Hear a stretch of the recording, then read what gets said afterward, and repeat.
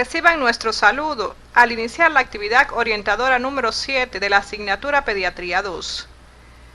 Antes de estudiar los contenidos nuevos correspondientes a este tema, deben revisar los que se impartieron en las disciplinas de Clínica y Salud Comunitaria y Familiar, donde se abordaron estas dolencias, que también se presentan con una elevada morbilidad en la edad pediátrica, por lo que su estudio les permitirá realizar un diagnóstico correcto y brindar una adecuada atención médica integral a su comunidad.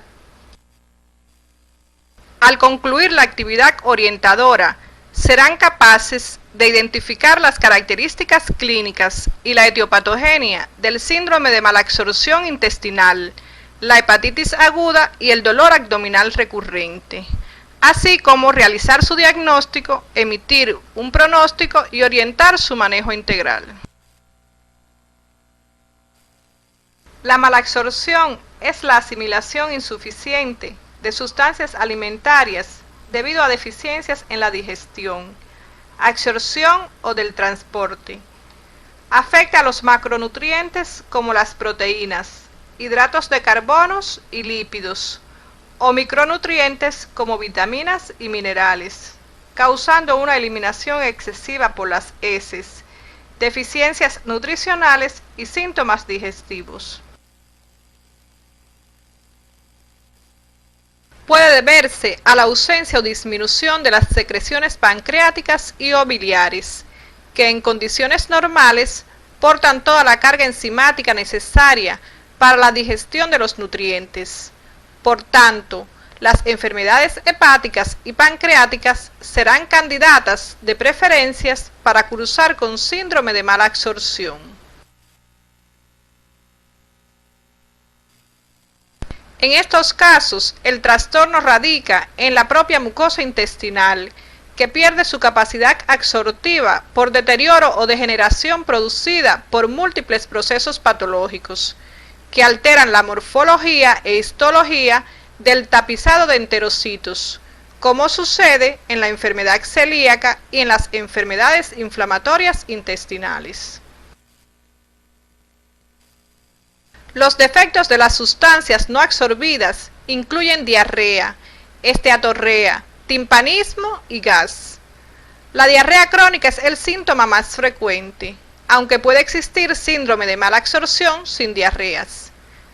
Las deposiciones se caracterizan por ser frecuentes, voluminosas, pálidas, brillantes o grasientas y fétidas, acompañadas de distensión abdominal marcada, dolor abdominal, flatulencias y borborismos.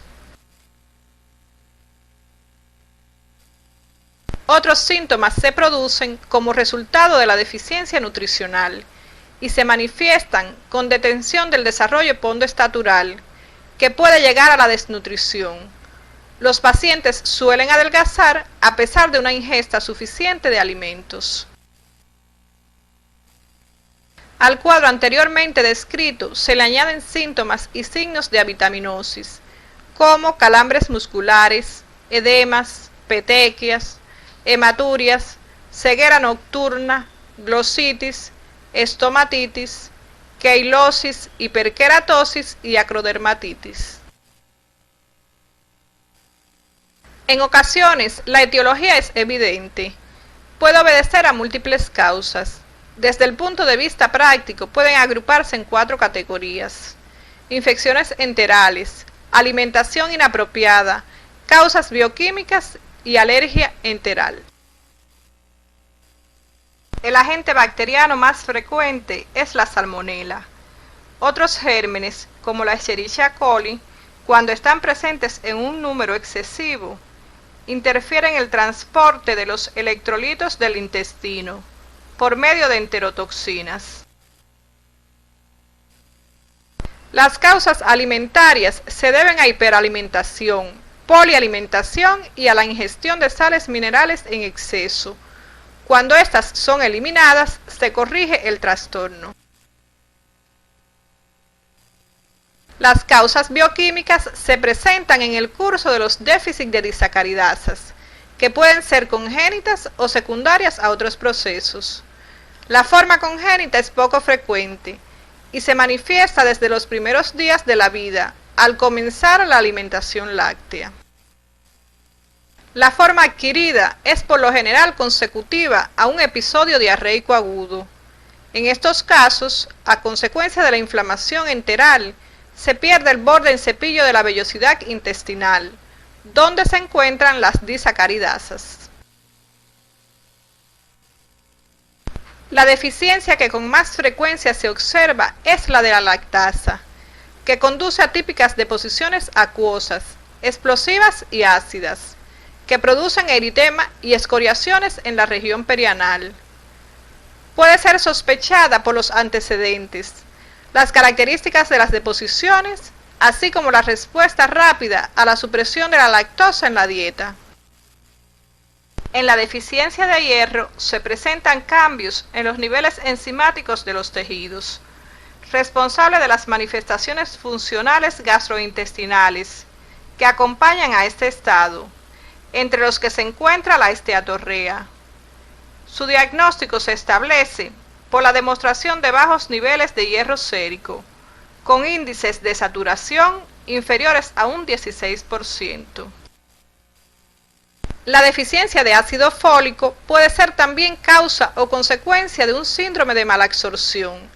De aquí la importancia del diagnóstico de este estado, aunque en ocasiones no se puede precisar su carácter primario o secundario. Otra de las causas es la desnutrición.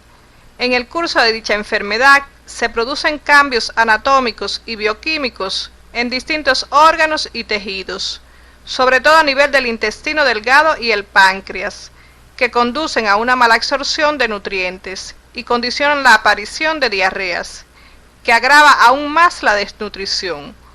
Por todos estos hechos se establece un círculo que se acentúa cada vez más. En estadios avanzados se describen verdaderas fibrosis del páncreas.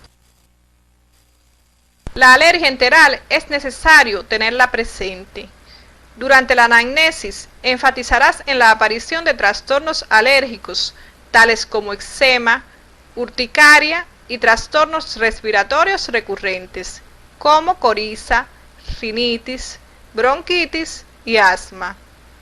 La confirmarás a través de las pruebas cutáneas y sobre todo en la respuesta a las dietas de eliminación de los alimentos sospechosos. Se sospecha una malabsorción en un paciente con diarrea crónica, adelgazamiento y anemia. Las pruebas para confirmarla están indicadas cuando los síntomas son vagos y no se observa una etiología aparente. La mayoría de las pruebas evalúan la malabsorción de lípidos. Los exámenes para confirmar la malabsorción de carbohidratos son eficaces una vez comprobada la esteatorrea. Resulta muy difícil medir el nitrógeno en las heces, por lo que las pruebas para identificar la malabsorción de proteínas nunca se utilizan. Durante la autopreparación profundizarás en las causas que pueden producir síndrome de malabsorción, en los exámenes complementarios útiles para realizar el diagnóstico positivo y etiológico, así como la conducta a seguir en estos casos. A continuación, estudiaremos la hepatitis viral aguda, la cual es una infección sistémica que produce necrosis e inflamación hepatocelular. Puede tener una duración de 6 meses o menos.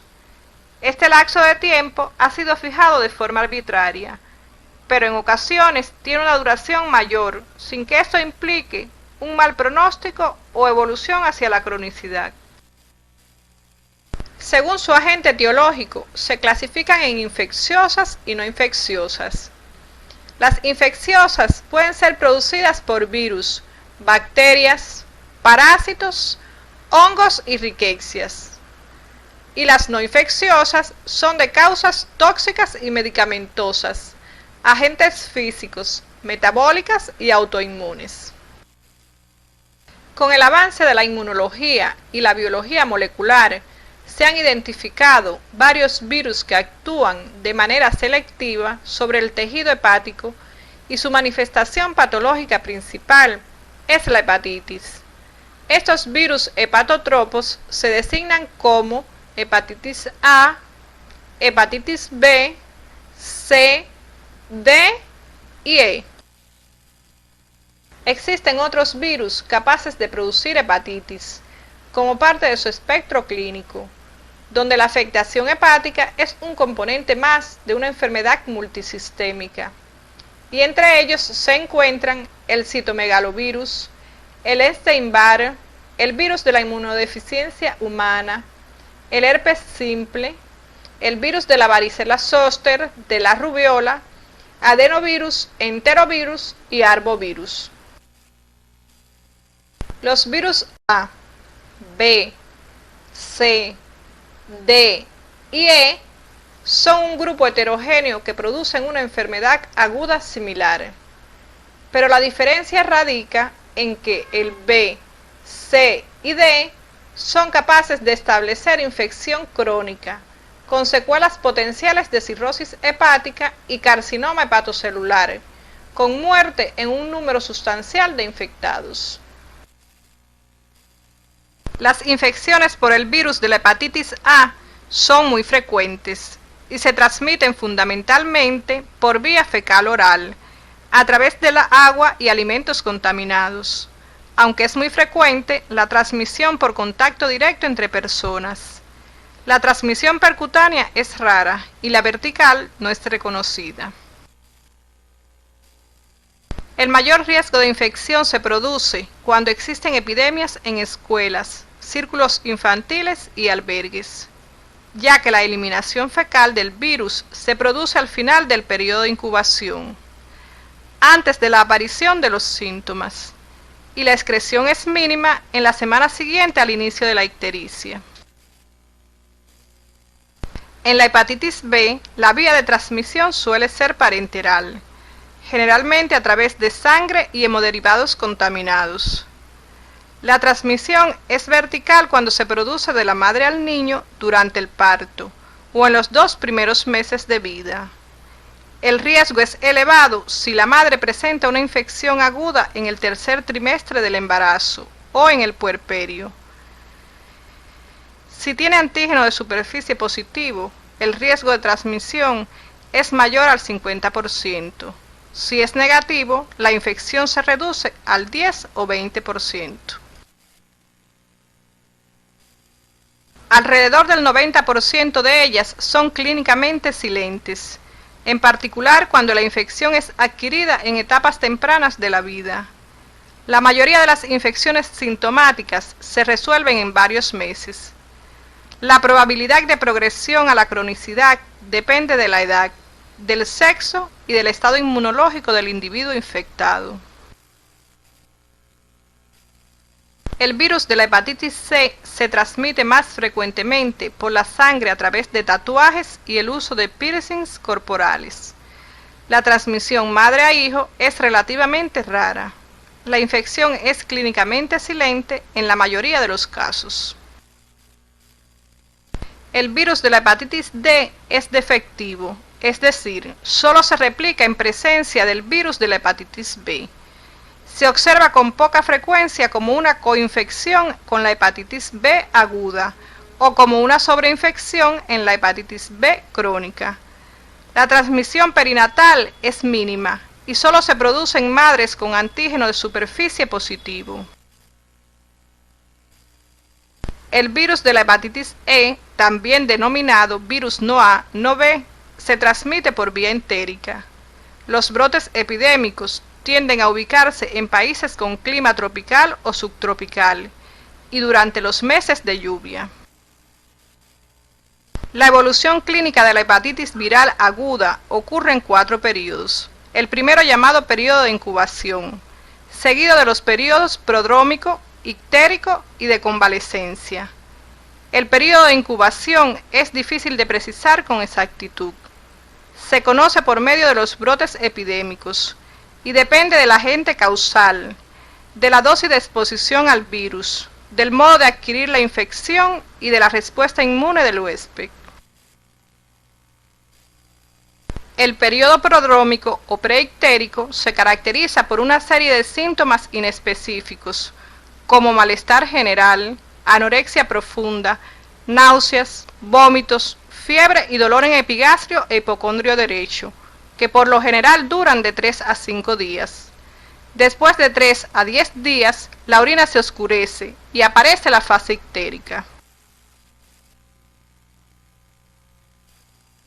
La ictericia, coluria y acolia o hipocolia se manifiestan cuando se atenúan o desaparecen los síntomas sistémicos. Alcanzan su pico máximo en 1 a 2 semanas. La forma nictérica es muy frecuente en la infancia. En otras ocasiones la ictericia es tan sutil que solo se detecta al realizar exámenes complementarios. El hígado suele estar hipertrofiado y es doloroso a la palpación. Sus bordes son blandos y lisos. La convalecencia inicia cuando desaparece el íctero. En esta etapa se describe el síndrome post-hepatitis, dado por debilidad, dolor en el hipocondrio derecho y o epigastrio. La forma típica de presentación solo se observa en el 10% de los pacientes. Se han descrito otras formas clínicas que pueden ser inaparentes, anictéricas, colestásicas, prolongadas, recurrentes o recidivantes y formas graves. Te sugerimos que profundices en cada una de estas formas clínicas. El diagnóstico de esta entidad nosológica se basa en los datos de la historia clínica epidemiológica, los resultados de las pruebas bioquímicas de función hepática y en la determinación de los marcadores serológicos para establecer el virus causante de la enfermedad. Las pruebas bioquímicas y los marcadores inmunológicos virales son los métodos de mayor utilidad para realizar el diagnóstico de las hepatitis virales agudas. Las alteraciones bioquímicas más frecuentes son elevación de la bilirrubina en las fracciones directa e indirecta, aumento de la actividad de las aminotransferasas séricas 20 a 40 veces por encima de los valores normales, con mayor actividad de la alaninoaminotransferasa que la aspartato-aminotransferasa. El diagnóstico diferencial debe establecerse con los virus que afectan primariamente al hígado y con otras enfermedades que secundariamente afectan a la glándula hepática y pueden ser causas de hepatitis viral aguda, como son leptospirosis, mononucleosis infecciosa, sepsis, enfermedad de Reye, enfermedad de Wilson, deficiencia de alfa-1 antitrixina y las hepatitis producidas por tóxicos o medicamentos. El pronóstico de las hepatitis vírica es benigno en la mayoría de los casos. En los lactantes, el curso de la enfermedad suele ser más tórpido, especialmente en el primer trimestre de vida. La malnutrición, los trastornos metabólicos como la diabetes y las infecciones crónicas incrementan las complicaciones. 1% mínimo de pacientes evolucionan hacia una hepatitis fulminante o a la cronicidad, y en casos excepcionales y de manera tardía hacia un hepatocarcinoma. Cabe esperar una recuperación clínica y bioquímica completa al cabo de 1 o 2 meses en todos los casos de hepatitis A y E, y de 3 a 4 meses en las 3/4 partes de los casos de hepatitis B y C. El criterio de curación es la normalización de las aminotransferasas, por lo que se debe considerar que los valores altos persistentes indican actividad de la enfermedad. La prevención a través de las medidas generales y la inmunización tanto activa como pasiva constituyen el pilar fundamental del tratamiento y varían según el tipo de hepatitis. Te sugerimos que resumas cada una de ellas utilizando la bibliografía básica y complementaria. Las medidas terapéuticas son de tipo sintomáticas. Raramente se necesita la hospitalización del paciente. Las restricciones dietéticas o de actividad, incluyendo el reposo en cama, no tiene base científica. Los agentes farmacológicos deben ser utilizados con precaución, teniendo en cuenta que algunos son de metabolismo hepático. se ha utilizado el interferón alfa 2B recombinante en los casos de hepatitis B y C para evitar el desarrollo de una hepatitis crónica, así como en las hepatitis fulminante, no apreciándose mejorías en la supervivencia de estos casos.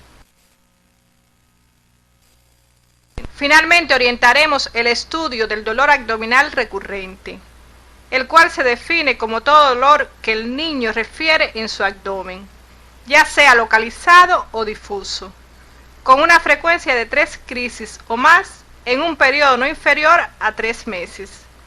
Constituye una auténtica entidad clínica a la que debe enfrentarse el médico con gran frecuencia. Puede ser orgánico o funcional. Se corresponden con afecciones orgánicas aquellos dolores abdominales que siguen un curso regular, con características propias más o menos constantes y progresivas. Por el contrario, los dolores de curso irregular, variable y caprichoso deben hacernos pensar en discinesias producidas por alteraciones de origen psiconeurovegetativo. El dolor abdominal funcional es el más frecuente. Muestra por lo general una localización periumbilical y puede manifestarse de forma difusa sin una localización definida. En general aparece durante el día. Es infrecuente que despierte al paciente durante el sueño. Su comienzo es brusco y alcanza su máxima intensidad de forma rápida. Se diferencian 4 categorías clínicas. Ellas son: dolor abdominal como expresión de un síndrome depresivo, neurosis gástrica de conversión, dispepsias gástricas no ulcerosas y síndrome de intestino irritable. El dolor orgánico es de localización más precisa, en dependencia de la enfermedad y el órgano afectado. Se presentan en cualquier momento de la vida del niño, desde el nacimiento hasta la pubertad, pero la sensación dolorosa será diferente según la edad. Para su mejor comprensión, ha sido clasificado según la causa. De esta forma pueden ser: por intolerancias alimentarias, de origen músculo-esquelético, por procesos infecciosos, inflamatorios y parasitarios, relacionados con úlceras y esofagitis pépticas, con malformaciones y obstáculos mecánicos, y con afecciones abdominales. También son causados por afecciones urogenitales y afecciones generales. El diagnóstico debe fundamentarse en la historia clínica y en los exámenes complementarios. La anamnesis será lo más detallada posible en lo referente a la sintomatología guía y acompañante. Se dará un gran valor al estudio del medio familiar y escolar. La exploración será general y no solamente del abdomen. No se debe olvidar el tacto rectal. Los exámenes complementarios deberán solicitarse según el criterio clínico formado. Las pruebas de rutinas comprenden hemograma y velocidad de sedimentación globular, análisis de orina, examen de heces, radiografías simples de abdomen y la ultrasonografía abdominal. Las pruebas selectivas incluyen estudios contrastados de vías digestivas y geniturinarias, electroencefalogramas y psicotest, entre otros de indicación más limitada. La terapéutica en los de origen orgánico estará en dependencia de la enfermedad causal. En los casos de dolor de causa funcional, se deben hacer acciones de prevención y tratamiento en relación con las crisis familiares, alteraciones de la personalidad y trastornos emocionales. El paciente enfermo se vinculará a tratamiento psicológico. Para finalizar la actividad orientadora de hoy, arribamos a las siguientes conclusiones. El síndrome de malabsorción agrupa todos aquellos procesos caracterizados por una disminución de la absorción de nutrientes desde la luz intestinal hasta el medio interno, ya sea por problemas de maldigestión o por malabsorción propiamente dicha. La hepatitis viral aguda es una infección sistémica. Los agentes etiológicos que la producen, a pesar de ser muy diferentes, ocasionan un síndrome clínico similar, difíciles de precisar por las manifestaciones clínicas y pruebas bioquímicas.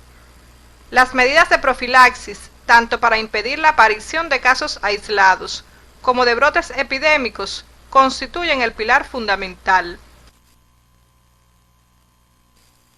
El dolor abdominal recurrente es una de las principales causas de consulta médica en niños.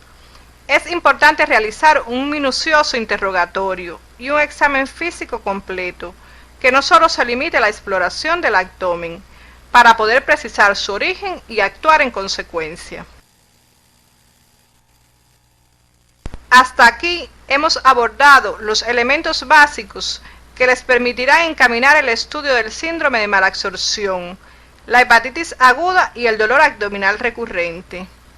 En la próxima semana continuaremos con el estudio de los desequilibrios hidromineral y ácido básico, los cuales se presentan de forma muy frecuente como una complicación de las infecciones intestinales, causando numerosas muertes, sobre todo en los países subdesarrollados.